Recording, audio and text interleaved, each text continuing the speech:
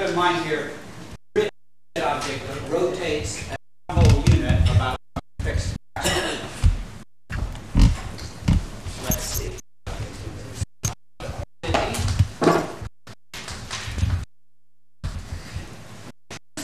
Case.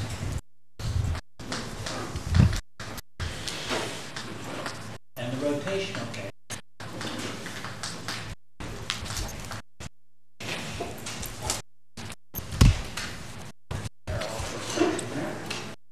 Rotations. Quantity is position.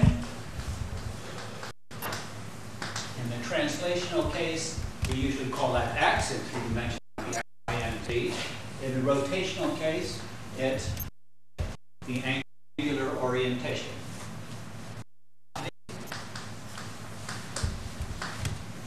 The time derivative of x. The rotational analog is omega, the angular velocity. Time derivative of theta. Acceleration. A. V. Angular acceleration, for which we use the letter alpha, derivative of omega. Those are the three basic kinematic quantities.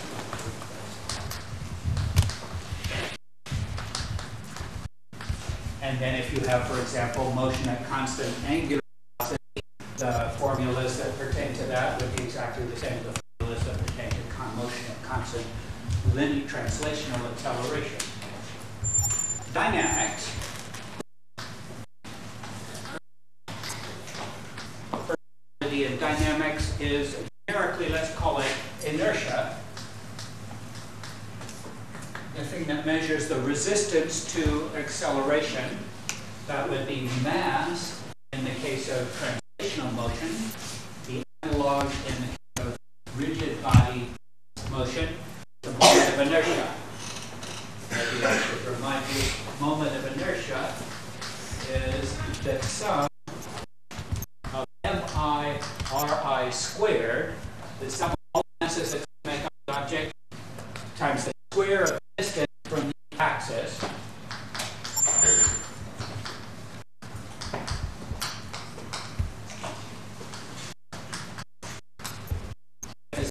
The case is not discrete masses, but they're distributed continuously. Then this would become the integral of r squared dm. For example, a sphere rotating about its axis, something like that. Did a bunch of calculating moments of inertia last Friday, I guess it was. That's inertia. And then there's, well, what shall I call it generically? The thing that causes acceleration. I'll just call it the cause. It's a very good word. You can see in a second what I've got on my sleeve. That force is the thing that causes translational acceleration. The thing that causes rotational acceleration is torque. Torque, remember, is the force times lever arm.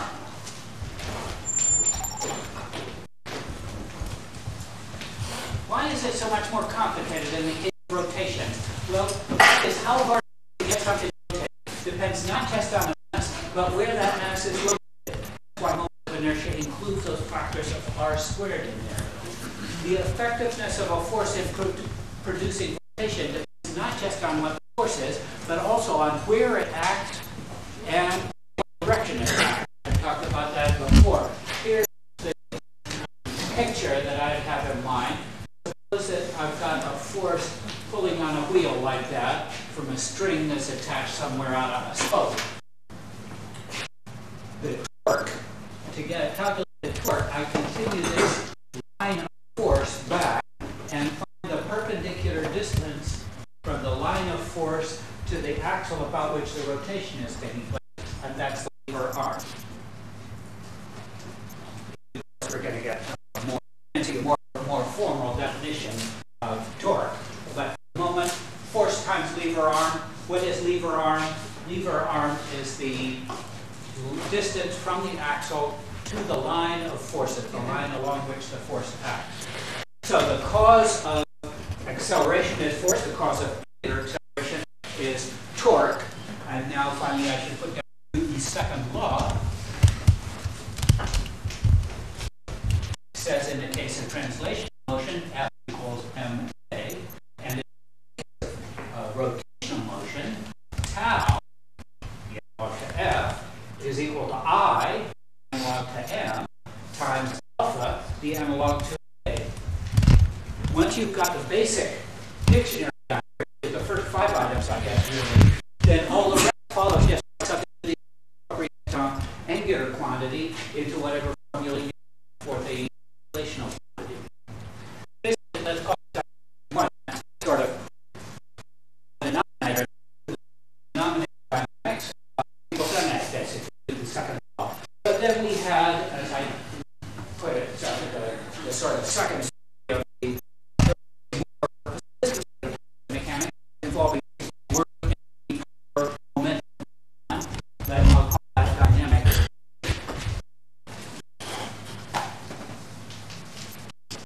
Find a better word properly. Yeah, involve momentum.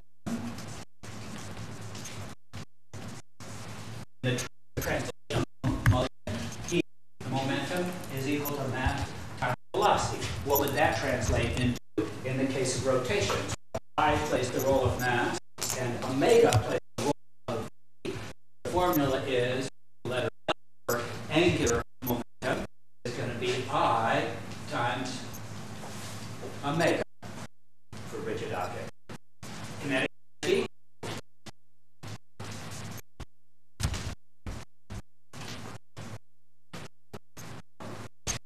half the translational motion, when the rotational motion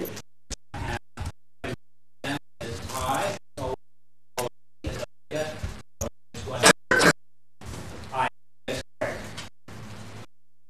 One other one down here, just for complete the list, work is force times distance, or let's say integral of f dx. In the translational case, how much work you do when you start.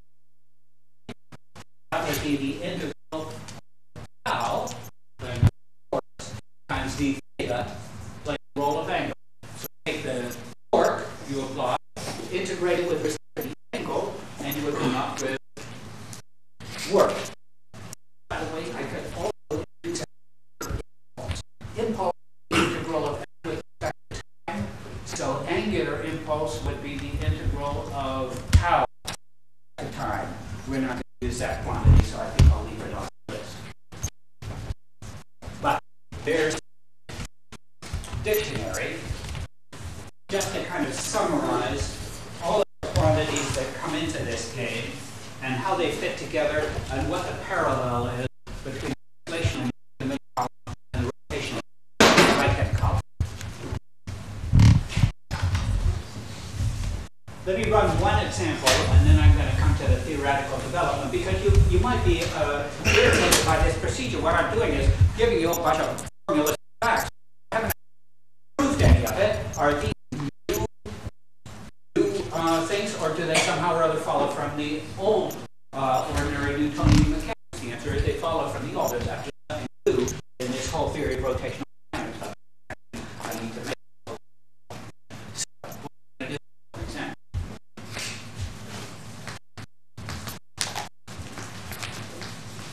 an example of rotational dynamics using rotational law. What are they? In catch like this, then let me see that over.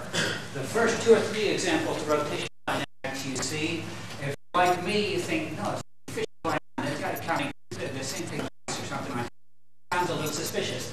Once you get used to it, not harder than the stuff we've done before. So here's a wheel. No shape this does. Obviously, but it might be like a bicycle wheel as opposed to something. I don't care. A moment of inertia high and mounted on literally a horizontal axis going into the board and rotate this thing. And wrapped around it is a piece of mass and hanging from the mass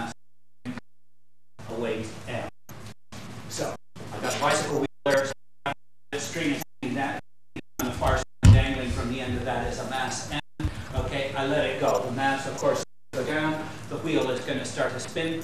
Okay, what's the acceleration of that mass?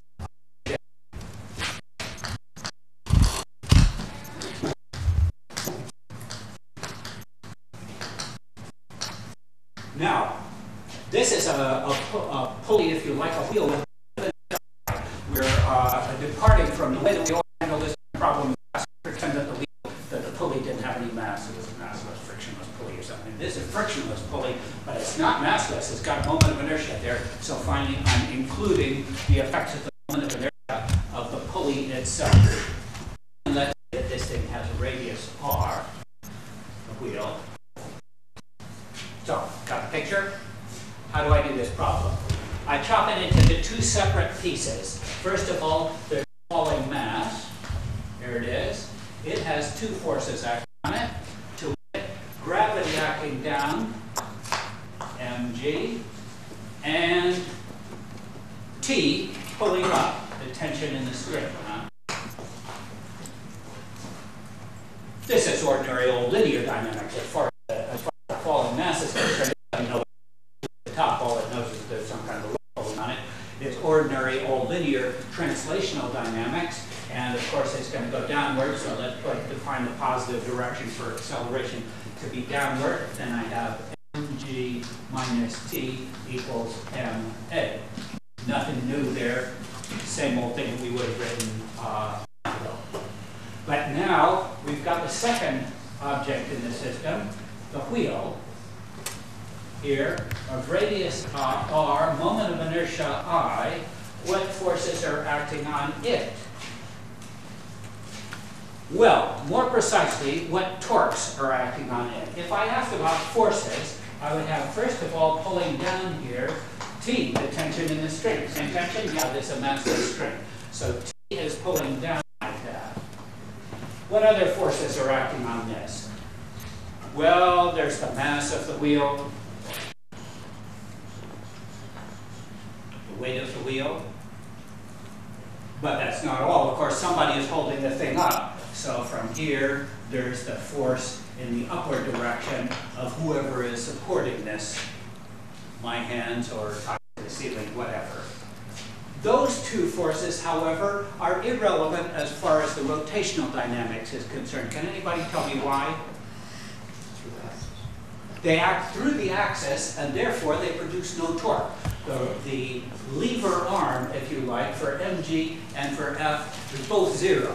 So they're not going to tend, I think it's obvious from the picture, they're not going to tend to rotate that thing clockwise or counterclockwise.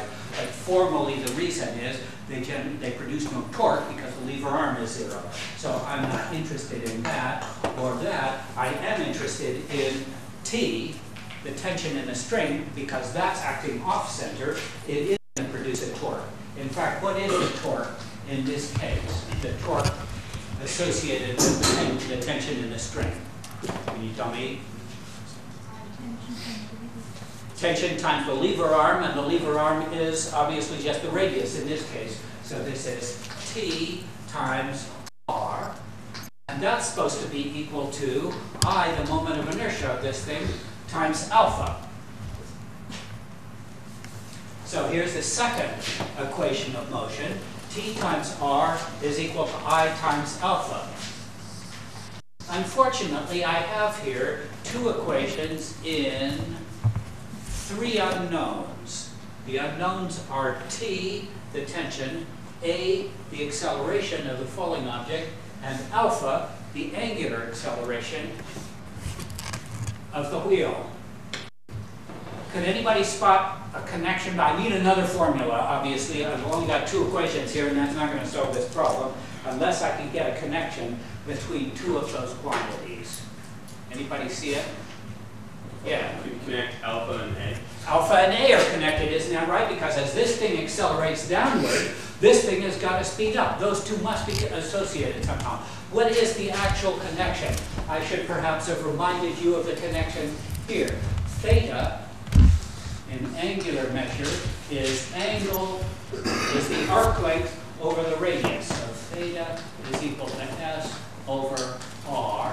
If I differentiate that, I get omega is equal to ds by dt, that's V over R. differentiate it again, I get alpha equals dv by dt, which is acceleration over r. So the connection between the angular quantities and the corresponding linear quantities, or translational quantities, for a point on the rim is just divide each one by r. So there's the connection between A and alpha. Namely, alpha is equal to A, the acceleration, over r, the radius. Okay? That's the third equation. Stuff that in here, and I get T is equal to, I might as well divide through by the r while I'm at it. I times alpha, which is A over r, and another r coming from the other side, A over r squared. So this is what the rotational dynamics, the rotational form of Newton's second law, tells me is that the tension in the string is the moment of inertia of the wheel times the not the angular acceleration, the actual translational acceleration of a point on the rim divided by r squared. Now I will take that and stuff it into the formula here and calculate what the acceleration is, what I was looking for. mg is equal to t plus ma. But t, I decided, is IA over r squared plus ma. Let's divide through by m. And write this as A times 1 plus I over m r squared is equal to g. Took that equation, divided by m, and then I'm collecting the two terms that involve a. It's a times 1 plus a times I over mr squared is equal to g on the other side. That tells me then that a, the acceleration of this thing, is g divided by 1 plus I over mr squared. That's the acceleration of that object. What if I were 0? What would the acceleration be then? If this thing had no moment of inertia, if we were back in the old regime where we pretended that pulley had a mass pulley or something, then of course this term would drop out and I'd just get A equals G. Well, of course, if the string isn't attached to anything with any inertia at the top, the mass is just going to fall like it would under gravity. But if you put a big heavy wheel here, it's going to accelerate, that mass is going to accelerate down slower. How much slower? Exactly that much. It's possible that you're doing this experiment in 173. Are you? This is a common experiment at this level done to actually, it's usually set up as a way of measuring moment of inertia. So you've got some weird object here, and you want to know what its moment of inertia is. Wrap a string around it, hang a rock off the end, and see how fast that rock accelerates, and that tells you what the moment of inertia of the object was. Are you doing that experiment in 173? You heard, yeah. Well, it might be in there. I meant to check and find out. Okay, now I'm ready to do the general theory. Shall I? I guess I'll erase my dictionary. But I remind you, this is the dictionary for rigid body rotational dynamics, mechanics. I'm actually going to now do the general case, not necessarily rigid objects. Set up the complete theory, and then we'll specialize it to the case of rigid objects, and thereby prove, for example, tau is equal to I alpha for a rigid object. So that's the order of business.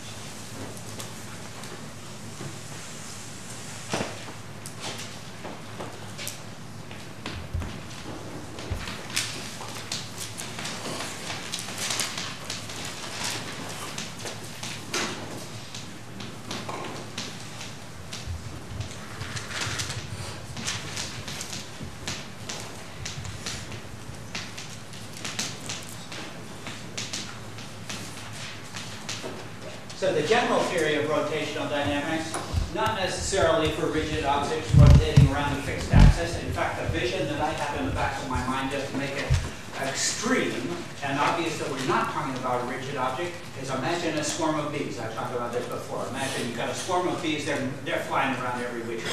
There's nothing rigid about this system at all.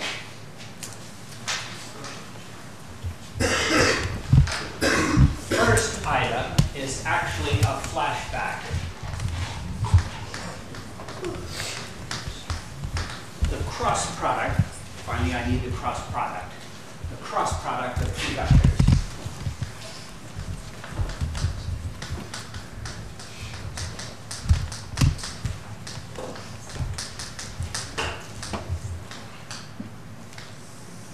So far, we've never actually needed the cross product. We've used a dot product for calculating work, but now finally we hit the cross product. So let me remind you of how it goes. In fact, I'm not sure how much we talked about this before. The cross product A cross B of two vectors is equal to the length of A times the length of B times the sine of the angle between the two times a unit vector pointing perpendicular to both of them. That's the definition. Let me see if I can do this now. I want to draw a careful diagram here. Here's A. There's B. There's the angle between them. I'm drawing that so that it's supposed to look like B is pointing back into the page a bit. And here's n hat, the unit vector pointing in the direction of the cross product. N hat is perpendicular both to A and to B. Okay.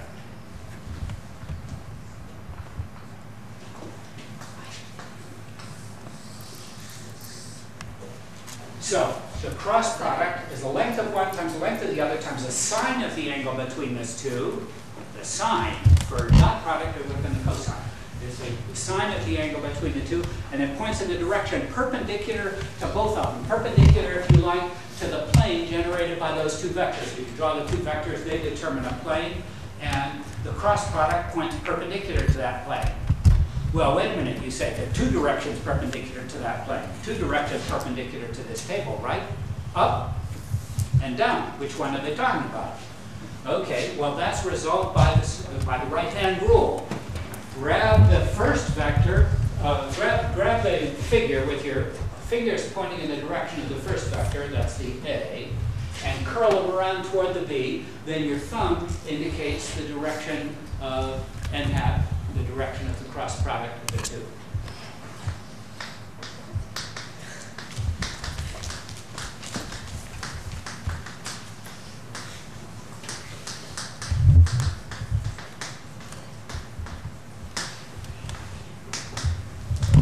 Fingers along A, or in general, whatever is the first vector, curl them toward B. So, along A, curl them toward B, thumb indicates the direction of the cross product.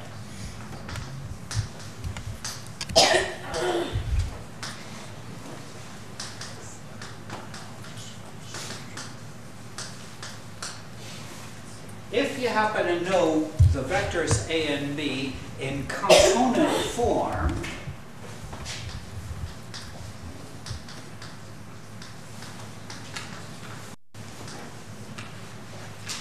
as it so happens you do on one of the owls for Friday, if you know the components A sub x, B sub x, A sub y, B sub y, A sub z, and B sub z, then you can work out the cross product by the following hideous formula.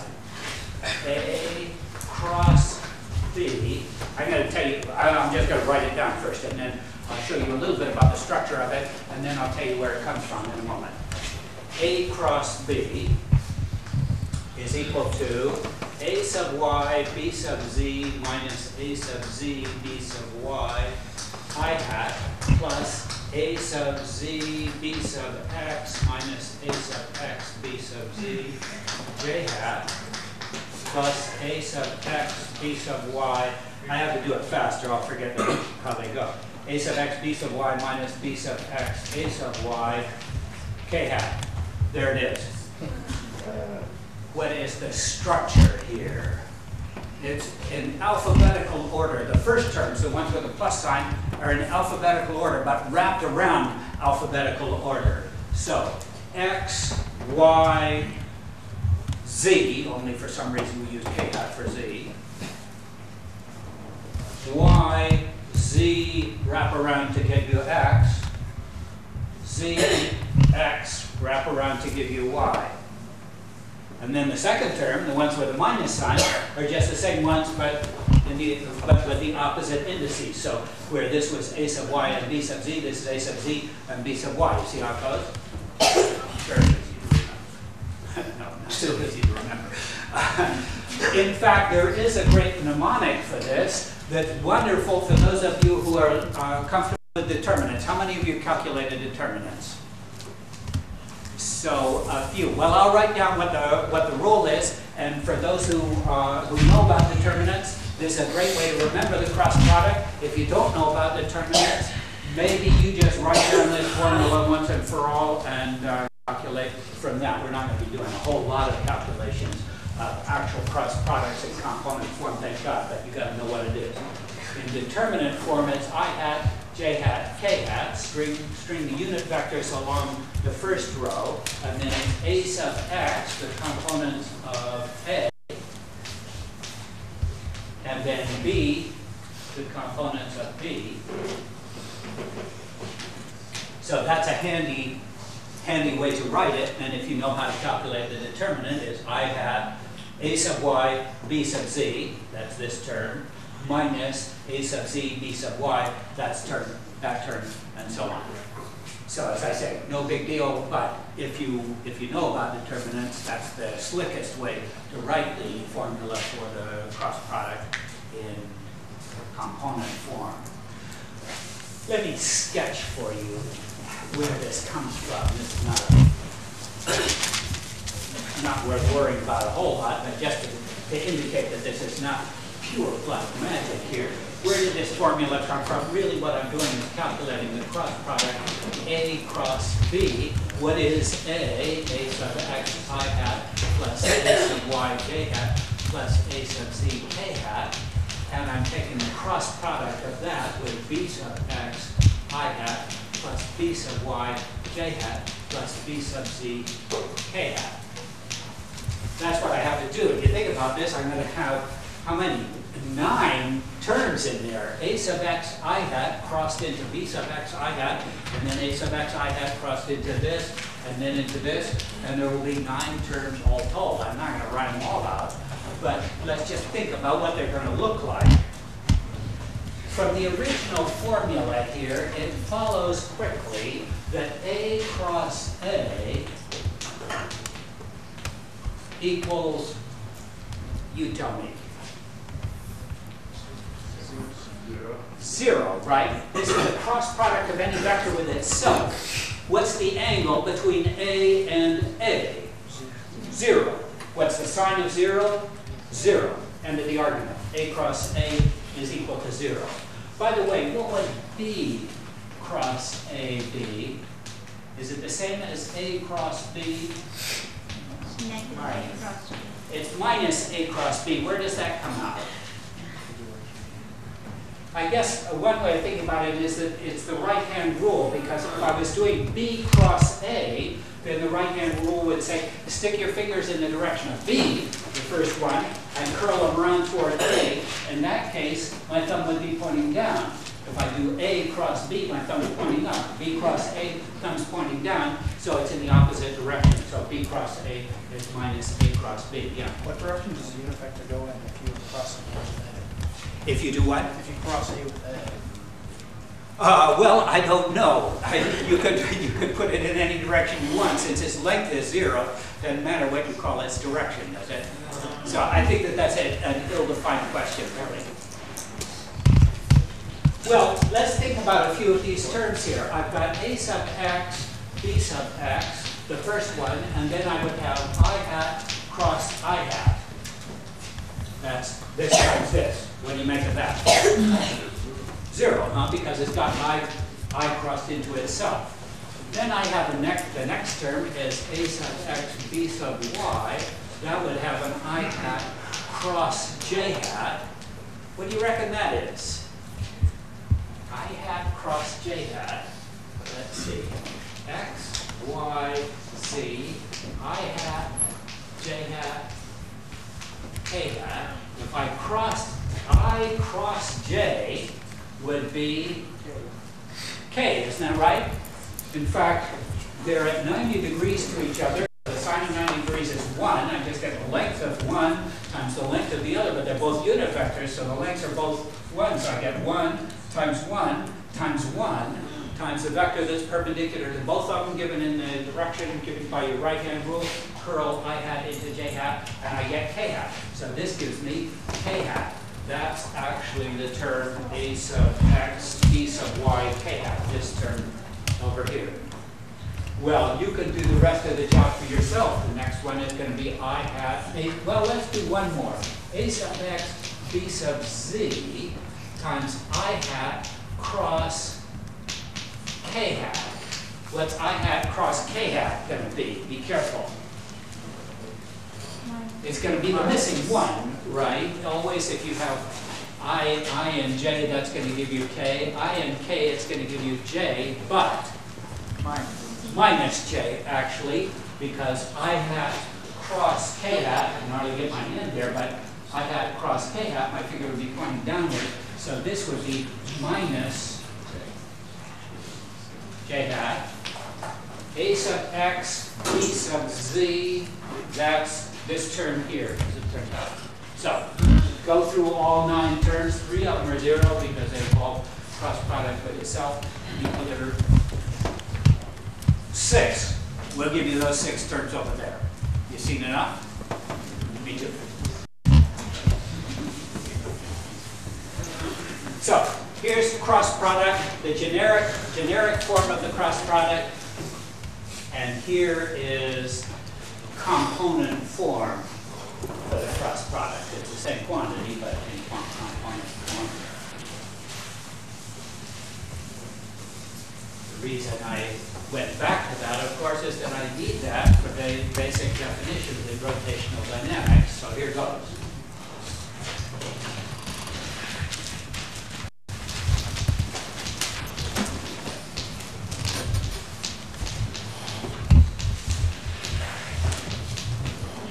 First, the official definition of torque. Before I said force times lever arm, that's okay, but it's not the general definition of torque. Torque is defined like this. It's R cross F, the cross product of R times F. What do I mean? Here's some point about which I'm calculating a torque. And the torque is always calculated with respect to a particular point. In the case of rigid body rotation, we were always calculating things with respect to the axis of rotation. That was the natural thing to do. But if you've got a swarm of bees around here, there is no axis of rotation. I just have to pick out some point in space and decide to do my analysis with respect to that. So this is the torque with respect to point P. Here's a force that's acting up here, F, and here is the vector R, is the vector from the point with which you're calculating torques to the point where the force is applied.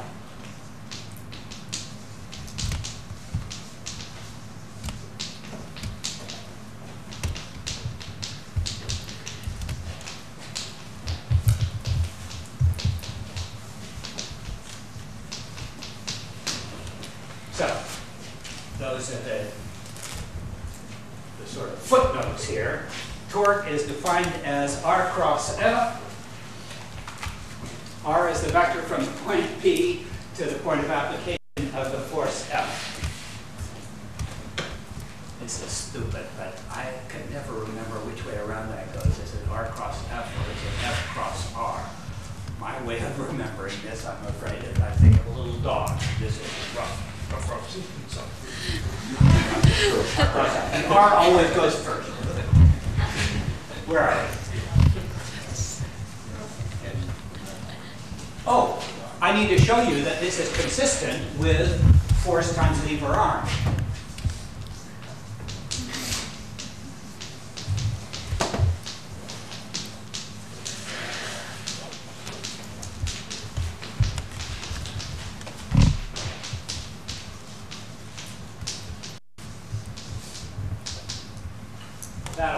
Well, I think it is. Let's see. Where is the angle? The angle between R and F. I have to stick them tail to tail, so I'll slide this up here so that I can pick up the angle there. So there's the angle between R and F. Is that right? If I meanwhile extend the force back, so I've got a line of forces here, this is also that same angle theta. The torque then in magnitude, the magnitude of this torque is the magnitude of R, I'll just write it with no vector sign on it, times the magnitude of F times the sine of the angle between the two. Now here's the magic. If you care to combine the R with the sine theta, what is R sine theta but this distance here? R sine theta would be the opposite side, right? And that is precisely the lever arm. So that's L. And the answer is F times L, exactly what we had before. So this formula, R cross F, is actually perfectly consistent with the old rule that torque is equal to force times lever arm. Personally, I find force times lever arm a whole lot easier to think of rather than R cross F. So if you ask me what I'm thinking about when I talk about torque, I'm thinking force times lever arm. I think that this is kind of unprofessional, and that if you ask most physicists, they would say, no, force times lever arm is old-fashioned. I think that it's R cross F. Well, if you're comfortable thinking that way, that's fine. This is the more perfect definition. For one thing, it associates a direction with torque, which we didn't have before. Torque is now a vector. What is the direction of the torque in that particular diagram? It's kind of surprising. R, a vector like that, R cross F, points straight into the board. That's right. The direction of the torque associated with that force F and this point P, the torque about that point points, torque does, straight into the board. Weird. The directions for rotation are always a little bit surprising. Perpendicular to every direction on the table. You know, there's R, there's F, those lie in the plane of the blackboard. But the torque actually is perpendicular to that plane. How about that?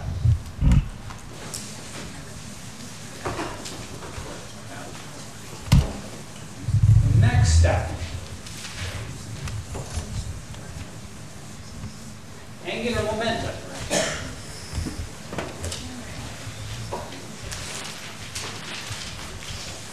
David, it's actually not so surprising that it be perpendicular and then it comes out to your thumb like this, because every single point in any object subject to that torque will spin around that axis and in the direction that your hand. I like it. This is very good. So if you want to think about why the torque points into the board, imagine grabbing the whole system with your thumb pointing into the board, the direction of the torque. Then your fingers indicate the direction that things are going to tend to rotate. Well, obviously, this is tending to rotate stuff around to the right.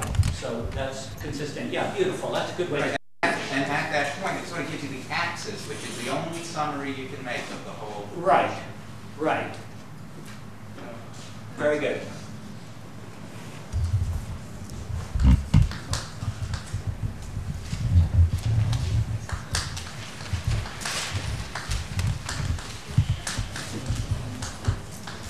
Know why they switched over to yellow chalk, but it did.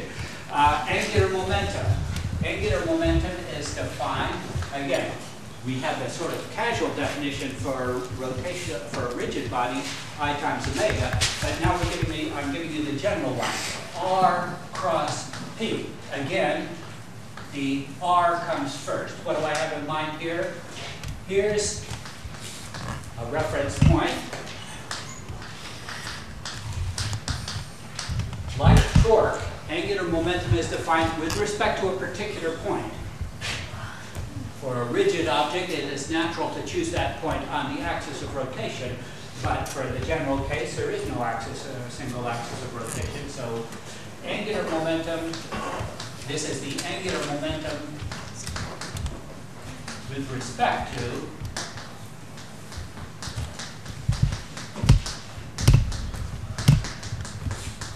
point P. I have in mind some object up here, some mass that's moving along with a linear momentum, P, mass times velocity. And R is the vector from the point P up to the point capital P, up to the place where that mass happens to be located right at the moment. So R is the vector from P to the object. That object is flying along, so of course R is going to change as it moves around, but there's the picture. That's the definition of angular momentum. Again, the R comes first. You see why it's important to know the order, because remember, if you switch the order in a cross product, you get the wrong sign. So it's R cross P, not P cross R. Let's do a couple of examples of that. First of all, an object going in a circle, and I want to calculate the angular momentum about the center. So we'll get the center of the circle.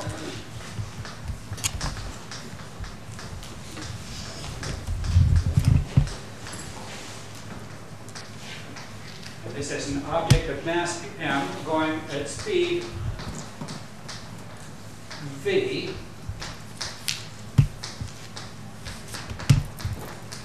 Around a circle of radius r.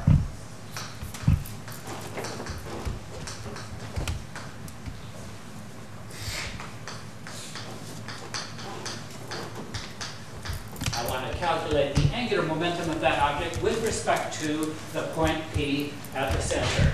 So here's V, here's M, here's R, the radius of the circle. In this case, the velocity is always perpendicular to the vector r. Isn't that right? Vector r is up to there, v is to the right, so they're always perpendicular to one another. So the sine theta is not going to do anything for me in the formula for the cross product. It's just going to be the length of r, which is capital R, times the momentum, m times v. That's it. So if an object of mass m is going around in a circle, its angular momentum about the center is rmv. How about if it was going in a straight line?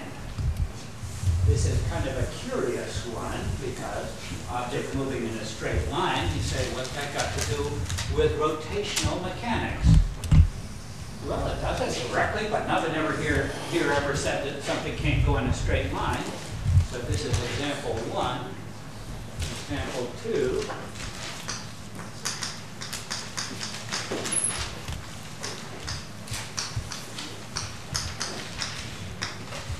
By the way, what's the direction of the angular momentum in that case? In the case of the circular one, it would be R cross V, R cross MV, points into the board. That you can also kind of remember, if something is going around in a circle, stick your fingers in the direction it is generally going, then your thumb is going to indicate the direction of the angular momentum.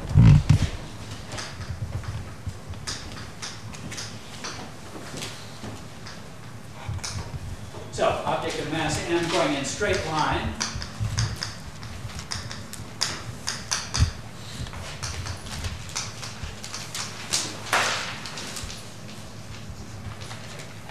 speed v. So here it is. And I want to calculate the angular momentum about some other point. This time it's kind of arbitrary. Some point that's not on the line of that object is going on. There's the vector r. What is r cross p? L is equal to length of r times the magnitude of the momentum, mv. And this time they're not in the same direction. There's an angle between r and v, namely the angle theta. So I need a sine of theta here. Actually, this is very reminiscent of what I was doing for toric. If I cared to extend the line of the velocity back and drop the perpendicular here, this angle is the same angle theta, and r sine theta is, well, I don't think I'm supposed to call it lever arm in this case, but it plays exactly the same role as the distance of closest approach, if you like. It's the point at which it's the distance from the trajectory to the point P. Let's call it L. This is mvl then. That's the angular momentum of an object that's going in a perfectly straight line at constant speed. By the way, that angular momentum is a constant. Is that weird? Something going in a straight line like this has constant angular momentum with respect to some point P, an arbitrary point P. That angular momentum is mass times velocity times the distance of closest approach. That always seemed to be kind of strange. I think, if it's going along like this in a straight line, it has a lot of angular momentum when it's riding close. It seems to be kind of really angular. But when it's way far away, it doesn't seem like it should have so much angular momentum anymore. That's not true. The angular momentum is always exactly the same. So, next time, of course, I have to show you where Newton's second law of motion comes from. We got all we agreed with.